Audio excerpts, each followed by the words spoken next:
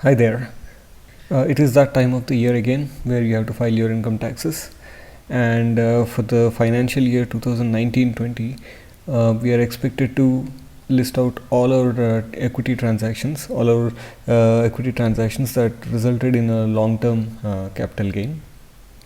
So you're supposed to fill in Schedule 112A, and it requires a lot of details. So there are there are 14 columns or so, but you'll have to fill in at least 7 or 8 of these columns, and you have to be careful to enter them properly. And because this is just for one transaction, if you've made a lot of transactions over the last financial year, you'll be required to enter a lot of data here. So in my case, I had to fill in like 76 or 77 rows, and for each row I have to fill in 7 or 8 columns, and that can get error prone. I could make some mistakes like decimal place mistakes or typing in numbers and all of that. So I didn't want to go through that pain of filling in all the details carefully, and such a boring task. So what I thought was I'll write a script, and the script will get the data from my transactions that I've done all of last financial year. So I can get the details of the transactions as a CSV file, and then have a script that converts the CSV file into a data file, which another script that I wrote can fill in the details in this tax form. So here is the script. I called it taxfiller.py. It's a Python script. I won't go into the details of the script because it's not really important. I'll post the script somewhere on GitHub, so you can find it. I'll leave a link to the GitHub page in the description. You can check it out. So all it does is it opens a file, the data file that you give it, and then reads the file line by line.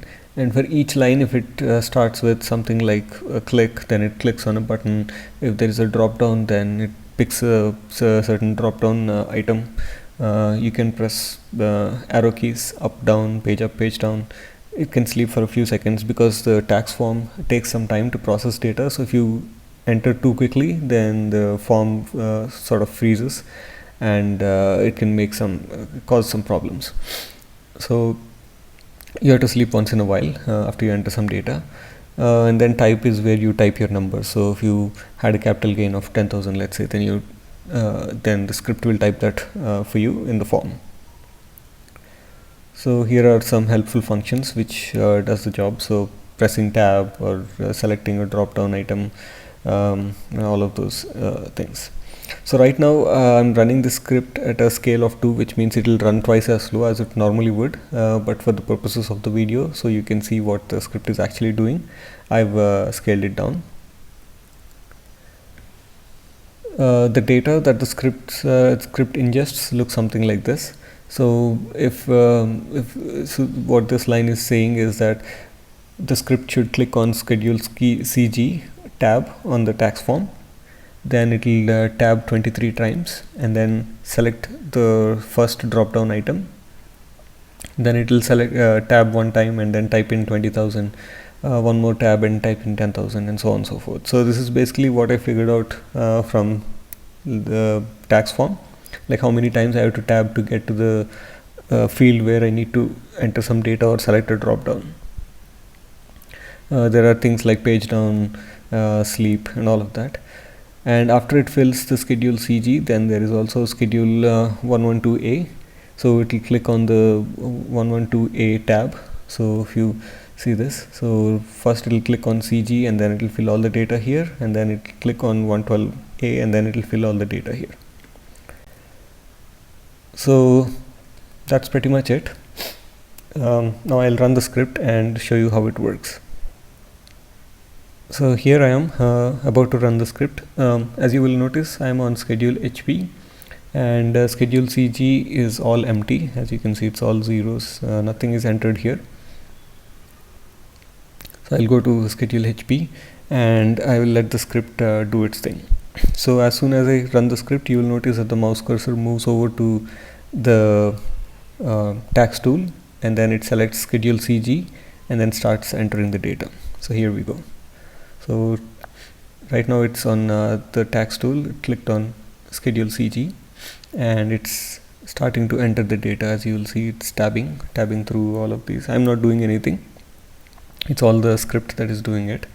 And then here you will notice it will select the first drop down, which is 11A for something, and then it will continue to enter all of this data. So in the interest of time, I'll skip the rest of the things. Like it will keep on entering this data, so there is nothing much to see.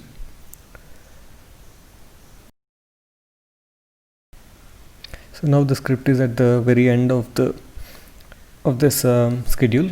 So it's starting to fill in the capital gains according to the advance tax payment dates. So once it finishes filling up this detail up these details, it will go to schedule 112A.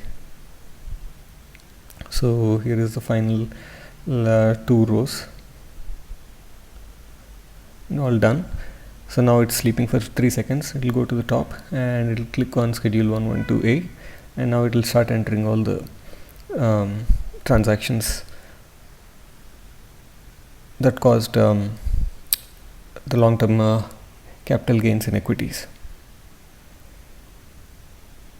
So it finished up typing in the first row. Now it's added another row, and it is now going to fill in the next set of details. These are not my transactions, just some dummy placeholders I put in here, so you can see how my script runs. And this is one more row. It clicks on add row, and then it tabs back all the way to the first column. It will fill in the ISIN code, then the number of units sold, the transaction costs, and everything else. And that's it. That's my script. Thank you for watching.